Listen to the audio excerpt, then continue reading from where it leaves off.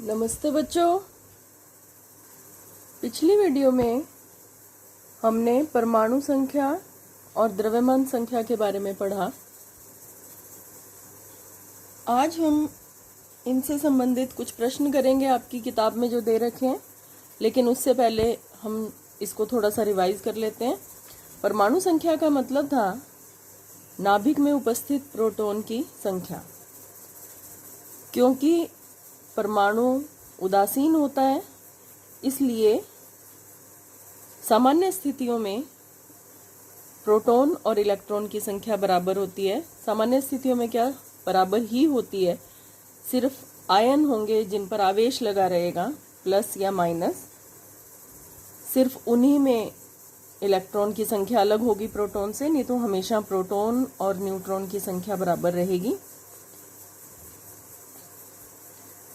इसके बाद हमने की द्रव्यमान संख्या, नाभिक में उपस्थित प्रोटॉन और न्यूट्रॉन की संख्या।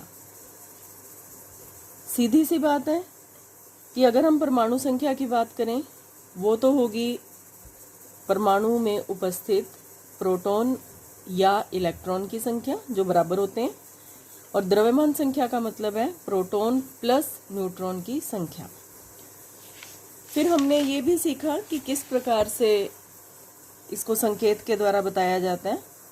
किसी तत्व का प्रतीक लिख दिया जाता है, उसके पाँव में लिखी जाती है परमाणु संख्या। मतलब पाँव में जो संख्या लिखी गई है वो प्रोटॉन की संख्या है और वही संख्या इलेक्ट्रॉन की होगी।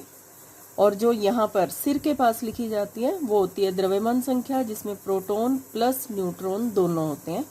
उदाहरण हमने सोडियम का लिया था। सोडियम तत्व प्रतीक है Na। यहाँ 11 लिखा हुआ है, इसका मतलब है इसमें 11 ही प्रोटॉन है, 11 ही इलेक्ट्रॉन है। ऊपर 23 लिखा हुआ है, इसका मतलब ये प्रोटॉन प्लस न्यूट्रॉन दोनों को मिला करके हो जाता है 23। और हमने समस्थानिक के एग्जाम्पल लिए थे, जिसमें हम प्रोटॉन, इलेक्ट्रॉन, न्यूट्रॉन की और बात देख लेते हैं। कार्बन के 3 समस्थानिक हैं। समस्थानिक मतलब जिनके परमाणु क्रमांक समान परंतु परमाणु भार अलग अलग होते हैं। 3 समस्थानिक है, कार्बन 12, कार्बन 13 और कार्बन 14। कार्बन 12, इसमें प्रोटॉन और इलेक्ट्रॉन तो 6 ही रहेंगे क्योंकि ये प्रोटॉन और इलेक्ट्रॉन की संख्या है। लेकिन न्यूट्रॉन, यहाँ पर एक बात और दोबारा देख लें, द्रव्यमान संख्या में से परमाणु संख्या को माइनस कर दें तो वो न्यूट्रॉन की संख्या आ जाती है। 12 में से 6 माइनस करेंगे, न्यूट्रॉन 6 आ जाएंगे। कार्बन 13, न्यूट्रॉन 13 माइनस 6 7, और कार्बन 14, न्यूट्रॉन 14 माइनस 6 8। प्रोटॉन और इलेक्ट्रॉन सभी में 6 हो जाएंगे। और समभारिक, जिनमें भार समान, द्रव्यमान संख्या समान होती है परंतु परमाणु संख्या अलग अलग होती है। ये अलग अलग परमाणुओं के होते हैं, तत्वों के परमाणु होते हैं, और ये एक ही तत्व के परमाणु होते हैं। अब हम इनसे संबंधित कुछ प्रश्न करेंगे, न्यूमेरिकल्स करेंगे, जो आपकी बुक में दे रखे हैं। तो देखते हैं। प्रश्न है, निम्नलिखित नाभिकों में उपस्थित न्यूट्रॉन और प्रोटॉन की संख्या बताइए। इनमें पहला है कार्बन 6 13, परमाणु संख्या, द्रव्यमान संख्या। अब हमसे पूछी गई है न्यूट्रॉन और प्रोटॉन की संख्या, तो हम यहाँ पर प्रोटॉन लिख देते हैं और यहाँ पर लिख देते हैं न्यूट्रॉन। प्रोटॉन की संख्या वो होती है जो पाँव में लिखी होती है। जो परमाणु संख्या होती है उतने ही प्रोटॉन होते हैं, तो इसमें प्रोटॉन रहेंगे 6। न्यूट्रॉन, यह संख्या प्रोटॉन और न्यूट्रॉन की कुल संख्या है। इसलिए जब द्रव्यमान संख्या में से परमाणु संख्या को घटा दिया जाता है, 13 में से 6 माइनस 7। नेक्स्ट है ऑक्सीजन 8 16, प्रोटॉन 8, न्यूट्रॉन भी 8। मैग्नीशियम 12 24, प्रोटॉन 12, न्यूट्रॉन भी 12। 24 में से 12 माइनस किए, 12 आ गए। इसके बाद नेक्स्ट एग्जाम्पल है आयरन। आयरन का प्रतीक Fe। प्रतीक आपको याद करने चाहिए, इनके बिना केमिस्ट्री नहीं चलेगी। Fe 26 56, प्रोटॉन 26, 56 में से 26 माइनस करेंगे, न्यूट्रॉन 30। स्ट्रोंशियम 38, 88, प्रोटॉन 38 और न्यूट्रॉन है 50। तो इस प्रकार हम प्रोटॉन और न्यूट्रॉन की संख्या बता सकते हैं। और अगर इसी प्रश्न में आपसे इलेक्ट्रॉन की संख्या भी पूछी जाए तो वो कितनी होती है? वो हमेशा प्रोटॉन के बराबर होती है। जितने प्रोटॉन उतने ही इलेक्ट्रॉन होते हैं। इसके बाद हम जो नेक्स्ट क्वेश्चन करेंगे वो है प्रश्न 2.41। एक बात ध्यान रखें बच्चों, दोबारा आपको बता रही हूं कि जो प्रश्न हम पॉइंट के बाद इस तरह की संख्याओं में लिख रहे हैं वो आपकी बुक एक्सरसाइज क्वेश्चंस हैं, और जो हम सीधे लिखते हैं वो एक्स्ट्रा क्वेश्चंस हैं जो आपको थ्योरी में से मैं करवा रही हूँ। तो ये बुक का क्वेश्चन नंबर 2.41 है। देखते हैं इस प्रश्न को। ब्रोमीन, Br ब्रोमीन का प्रतीक है। ब्रोमीन 3579 एवं ब्रोमीन 79 मान्य है, मतलब सही है ये दोनों, जबकि ब्रोमीन 7935 और ब्रोमीन 35 नहीं। ऐसा क्यों?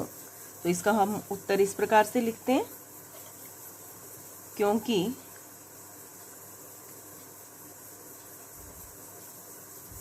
किसी तत्व की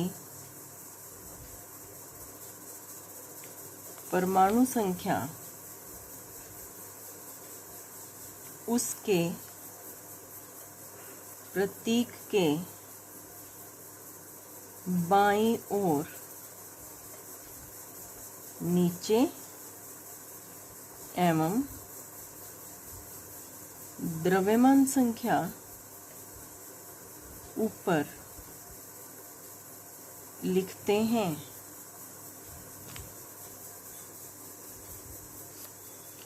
और ब्रोमीन के लिए परमाणु संख्या वो हम Z से शो करते हैं, वो है 35, और द्रव्यमान संख्या A से शो करते हैं, वो होती है 79। अतः ब्रोमीन 3579 एवं ब्रोमीन 79 सही हैं। देखो इसमें यहाँ पर प्रतीक के पाम की तरफ बाईं तरफ, प्रतीक के बाईं तरफ नीचे पाम की तरफ परमाणु संख्या लिख दी और ऊपर द्रव्यमान संख्या लिख दी। यहाँ पर केवल द्रव्यमान संख्या लिख दी, तो ये दोनों सही हैं। किंतु जो ये है संकेत ब्रोमीन 3579 एवं ब्रोमीन 35 सही नहीं है, क्योंकि यहाँ द्रव्यमान संख्या के स्थान पर, मतलब ऊपर की तरफ, परमाणु संख्या लिखी है। इस प्रकार इन प्रश्नों को हमें हल करना होता है। अब हम अगला प्रश्न करेंगे, थ्योरी को आगे बढ़ाते हैं।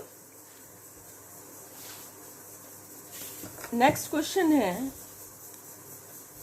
विद्युत चुंबकीय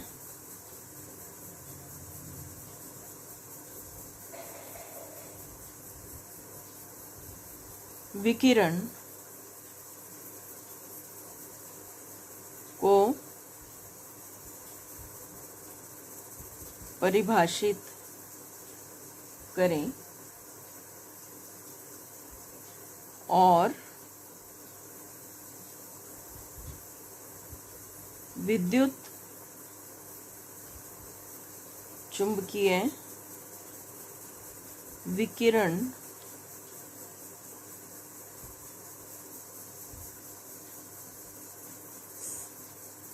स्पेक्ट्रम को संक्षेप में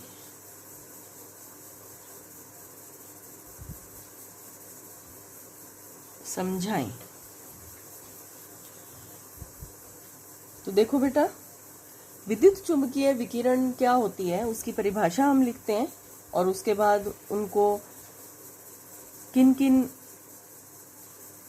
मात्रकों से विद्युत चुंबकीय विकिरण को दर्शाया जाता है उसके बारे में पढ़ेंगे। तो इसका उत्तर देखें।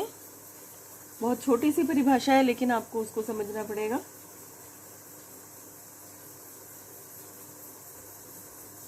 विद्युत आवेशित कणों को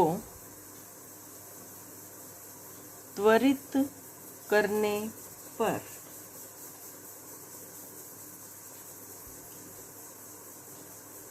एकांतर विद्युत एवं चुंबकीय क्षेत्र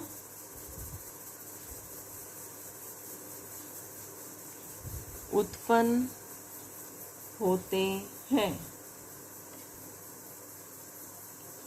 जो मतलब विद्युत एवं चुंबकीय क्षेत्र विद्युत एवं चुंबकीय तरंगों के रूप में संचरित होते हैं एवं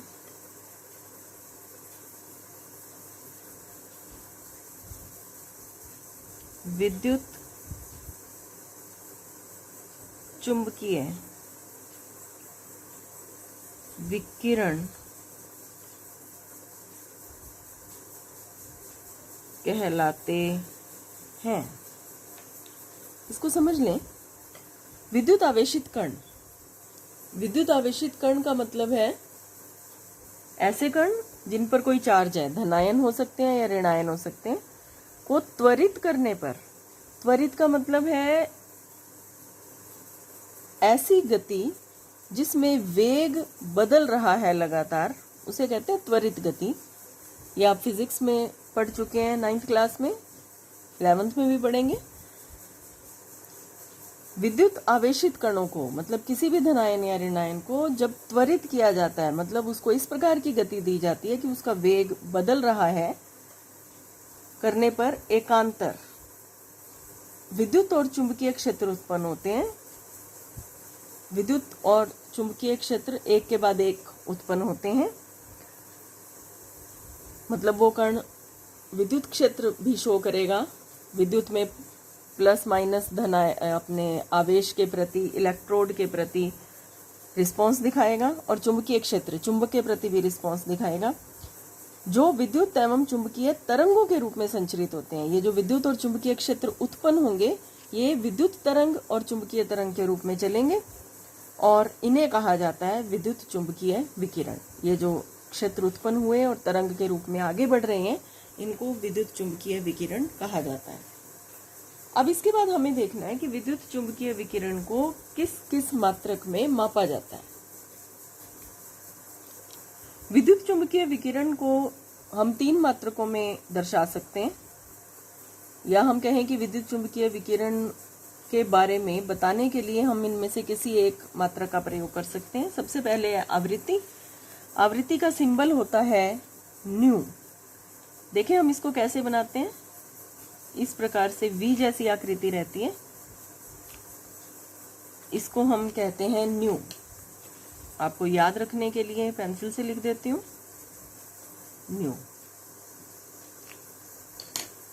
आवृत्ति को न्यू से दर्शाया जाता है और इसका जो मात्रक होता है वो होता है हर्ट्ज। आवृत्ति का मतलब होता है किसी एक बिंदु से प्रति सेकंड निकलने वाली तरंगों की संख्या। हमने कहा कि विद्युत चुंबकीय विकिरण तरंग के रूप में चल रहे हैं। ये एक सिद्धांत था जो मैक्सवेल द्वारा दिया गया कि विद्युत चुंबकीय विकिरण तरंग के रूप में चलते हैं और विद्युत चुंबकीय जो तरंग होगी, एक सेकंड में कितनी तरंगें किसी विशेष बिंदु से निकल रही हैं वो होती है उसकी आवृत्ति, जिसको हर्ट्ज में नापा जाता है। हम कहते हैं किसी भी तरंग की आवृत्ति 50 हर्ट्ज है, मतलब एक सेकंड में 50 तरंगें निकल रही हैं। किसी भी तरंग की आवृत्ति 2000 हर्ट्ज है तो एक सेकंड में 2000 तरंगें निकल रही हैं। तो इस प्रकार से इसको व्यक्त किया जाता है।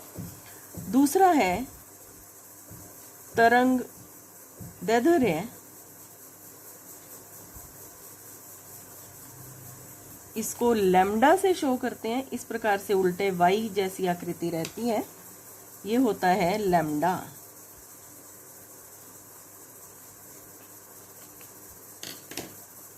पेंसिल से लिखा है, आप कॉपी पर नोट कर सकते हैं याद रखने के लिए, एग्जाम में आपको नहीं लिखना होता। इसका मतलब होता है तरंग के एक कंपन की लंबाई। कितनी लंबाई है तो आप जानते हैं एसआई मात्रक लंबाई का मीटर होता है, तो तरंग दैर्ध्य को भी मीटर में नापा जाता है। लेकिन क्योंकि तरंगों का तरंग दैर्ध्य बहुत छोटा होता है, बहुत छोटे रेंज पर इनके कंपन बदलते हैं, इस प्रकार से हम कंपन शो कर सकते हैं किसी तरंग का। ये एक कंपन है और तरंग जब लगातार आगे बढ़ती है तो ऐसे कंपन की श्रृंखला के रूप में आगे बढ़ती है। तो ये एक कंपन, ये दूसरा कंपन, ये तीसरा कंपन। तो ये जो एक कंपन की लंबाई है वो होती है तरंग दैर्ध्य, मीटर में शो किया जाता है इसको। लेकिन क्योंकि विद्युत चुंबकीय तरंगों की तरंग दैर्ध्य बहुत कम होती है, बहुत छोटी होती है, इसलिए इसकी तरंग दैर्ध्य को हम कभी कभी छोटे मात्रकों में भी व्यक्त कर देते हैं। पिकोमीटर में, माइक्रोमीटर में भी व्यक्त किया जा सकता है। इसके बाद जो तीसरा रूप है, जिसके रूप में या जिस तरह से हम किसी तरंग को दर्शा सकते हैं, उसकी व्याख्या कर सकते हैं, वो होती है तरंग संख्या। तरंग संख्या वास्तव में तरंग दैर्ध्य का उल्टा होती है, जस्ट ऑपोजिट, व्युत्क्रम होती है। तो हम इसको सूत्र के द्वारा दर्शा सकते हैं। पहली बात, इसको शो कैसे किया जाता है? इसको शो किया जाता है न्यू बार। न्यू के ऊपर एक छोटी सी लाइन लगा दी, इसे कहते हैं न्यू बार। ये बार शब्द आपको फिजिक्स में बहुत ज्यादा सुनने को मिलेगा, गणित में भी कभी कभी आता है न्यू बार। और न्यू बार होता है 1/λ। आपको मैंने अभी बताया तरंग दैर्ध्य का व्युत्क्रम होता है तरंग संख्या, और इसका मात्रक होगा मीटर इनवर्स। इसका मात्रक मीटर, ये ऊपर चला गया मीटर इनवर्स, इसको ऐसे शो करते हैं मीटर इनवर्स, बोलते हैं मीटर इनवर्स m-1। इसका मात्रक मीटर। हर्ट्ज, ये प्रतीक है इन मात्रकों के। तो इन तीन रूपों में शो किया जाता है। अब आपको एक बात और सीखनी है, विद्युत चुंबकीय विकिरण सदैव समान वेग से गति करते हैं। विद्युत चुंबकीय विकिरण सदैव एक ही वेग से गति करते हैं। इसको हम शो करते हैं c।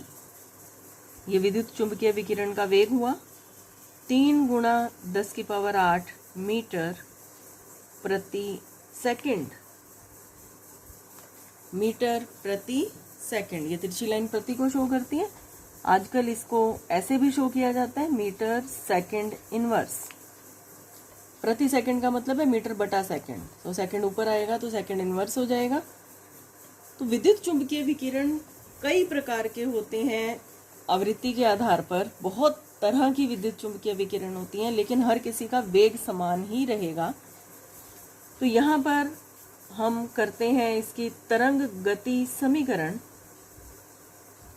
ये भी आपको देखनी है, तरंग गति समीकरण C is equal to nu lambda. किसी भी प्रकाश का वेग, उसकी आवृत्ति और तरंगदैर्ध्य का गुणनफल होता है। तो यहाँ से आप एक बात बहुत अच्छी तरह समझ सकते हैं, क्योंकि हमने कहा वेग हमेशा 3 × 10⁸ मीटर प्रति सेकंड ही रहेगा। तो जैसे जैसे आवृत्ति बढ़ती जाएगी वैसे वैसे तरंगदैर्ध्य कम होती रहेगी, क्योंकि वेग कभी नहीं बदलेगा। इनका गुणनफल, आवृत्ति और तरंगदैर्ध्य का गुणनफल हमेशा बराबर रहेगा। आवृत्ति बढ़ेगी तो तरंगदैर्ध्य कम हो जाएगा, तरंगदैर्ध्य बढ़ेगा तो आवृत्ति कम हो जाएगी, लेकिन इसका जो टोटल वेग है, या हम कहें इन दोनों का जो गुणनफल है, वो हमेशा समान रहेगा। तो इस पर आधारित 2 न्यूमेरिकल हैं आपकी बुक में। क्वेश्चन 2.5 बुक एक्सरसाइज है, देखते हैं इसको। प्रश्न आप बुक में से देख लेना, मैं आपको यहीं पर बता देती हूँ। सोडियम लैंप है जिसमें सोडियम का प्रयोग किया जाता है, द्वारा उत्सर्जित पीले रंग का जो प्रकाश है उसकी तरंगदैर्ध्य इन्होंने दे रखी है 580 नैनोमीटर। इसकी आवृत्ति और तरंग संख्या दोनों आपने निकालनी है। तो ये हम करते हैं इसको, देखिए।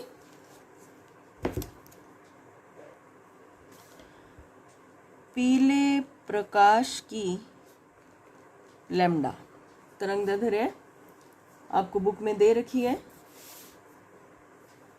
580 नैनोमीटर। हमें इसको मीटर में बदलना पड़ेगा, ऐसा यूनिट में। 580 × 10⁻⁻9 मीटर। पहला चैप्टर ध्यान करें, नैनोमीटर को मीटर में बदलने के लिए 10⁻⁹ से गुना करना पड़ता है, तो ये ध्यान रखेंगे। ये हुआ लैम्डा। ज्ञात करना है आवृत्ति और तरंग संख्या, इन दोनों को ज्ञात करना है। हमेशा इसी समीकरण को आप दिमाग में रखेंगे।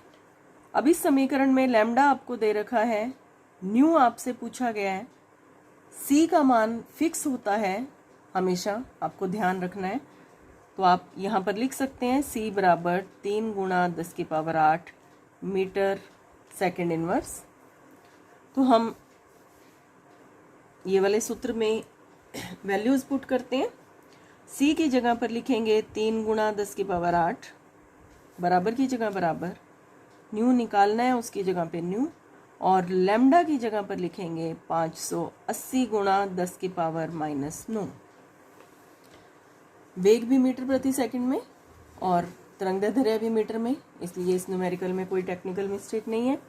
न्यू का मान निकालना है।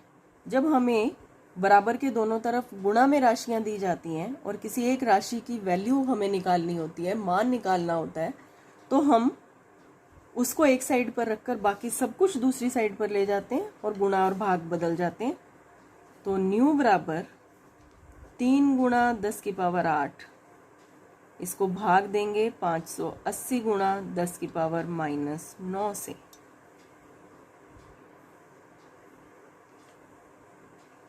तो देखें इसका उत्तर कैसे आता है। 3/580 को अलग कर लेंगे, पावर को सॉल्व करेंगे, 10⁻⁻9 है, ऊपर जाके हो जाएगी +9। आगे देखते हैं। 3 में 580 का भाग देने पर आपको प्राप्त होता है 0.0517, और पावर को एडजस्ट करने पर आता है 10⁻17। दोनों घात जोड़ देते हैं। अब इसको 10⁻17 को पावर को एडजस्ट करते हैं, इसको वैज्ञानिक संकेतन में लिखते हैं। वैज्ञानिक संकेतन के लिए हमें पड़ेगा इसको, तो देखें 0.00517 होगा ये। तो इसको इधर लेकर के आएंगे, तो यहाँ पर हम लाना चाहते हैं, तो जब 3 अंक इधर राइट साइड पर दशमलव आता है तो पावर कम हो जाएगी। 5.17 गुणा 10 की पावर 14 हर्ट्ज इसकी जो आवृत्ति का मात्रक है वो होता है हर्ट्ज। अब आपको निकालना है तरंग संख्या न्यू बार। सूत्र होता है nu bar is equal to 1/λ 1/580 गुणा 10 की पावर -9। इसको अगर आप हल करते हैं, एक में अगर आप 580 का भाग देते हैं तो ये आता है 0.00172। पावर है ऊपर जाके हो जाएगी प्लस 10 की पावर 9 हो जाएगी -9 से। अब हम इसे वैज्ञानिक संकेतन में ला रहे हैं तो हमें दशमलव को 3 अंक दाईं तरफ लाना पड़ेगा। 1.724 पावर हो जाएगी 10 की पावर 6। और तरंग संख्या का जो मात्रक होता है वो मीटर इनवर्स होता है तो वो आ जाएगा मीटर इनवर्स। तो इस प्रकार से हम इन प्रश्नों को हल करते हैं। आगे देखेंगे क्वेश्चन 2.7।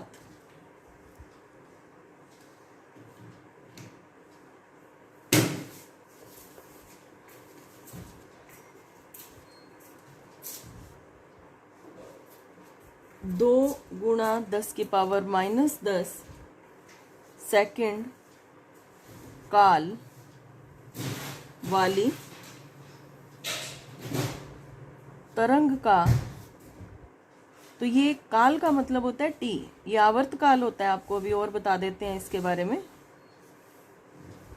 सेकंड मतलब एक तरंग को पार करने में कितना समय लग रहा है, एक कंपन को पार करने में कितना समय लग रहा है किसी बिंदु को, वो उसका काल कहलाता है।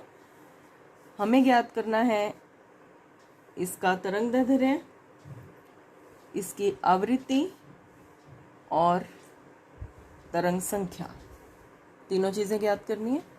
तो यहाँ पर आपको एक और नई बात सीखनी है कि जो ये आवर्त काल होता है वो होता है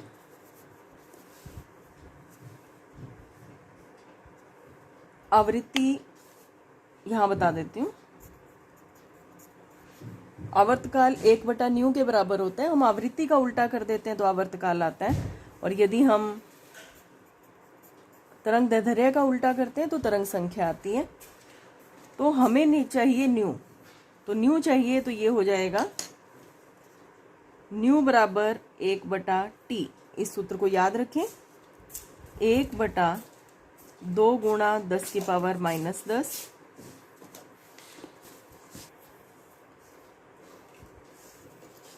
तो 1 में 2 का भाग देंगे, 0.5 गुणा 10 की पावर 10। इसको वैज्ञानिक संकेतन में बदलेंगे, 5 गुणा 10 की पावर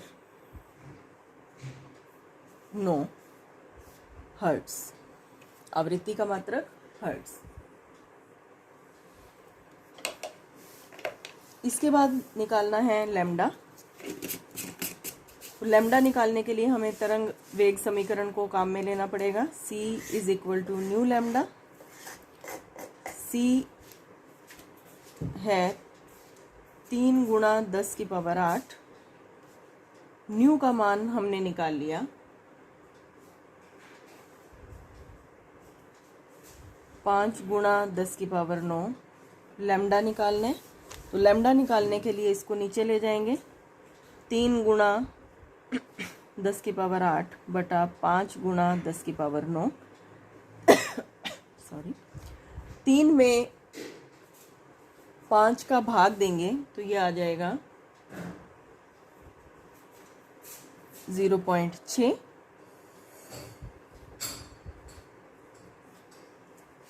ये पावर ऊपर जा कर के माइनस हो जाएगी, 10 की पावर -1। देखिए +8 और ये -9 हो गई तो 10 की पावर -1।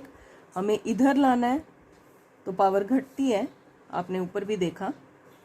6 गुणा 10 की पावर -2 मीटर। लैम्डा को मीटर में शो करते हैं। अब निकालना है न्यू बार, तरंग संख्या 1/λ।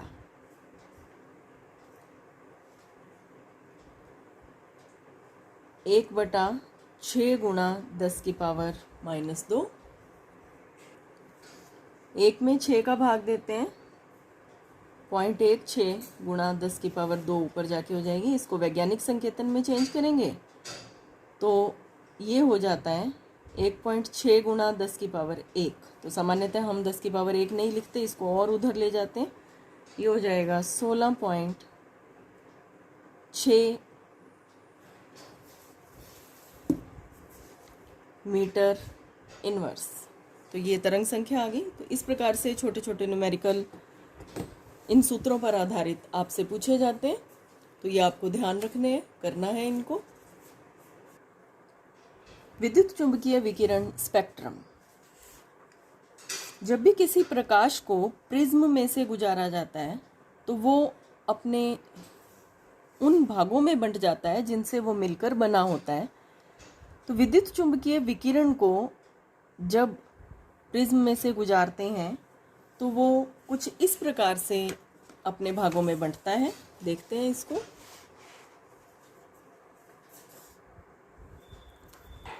विद्युत चुंबकीय विकिरण को प्रिज्म में से गुजारने पर इस प्रकार ये अपने अपने भागों में बंट जाता है। आगे हम इसकी डिटेल और पढ़ेंगे किस प्रकार से बंटता है।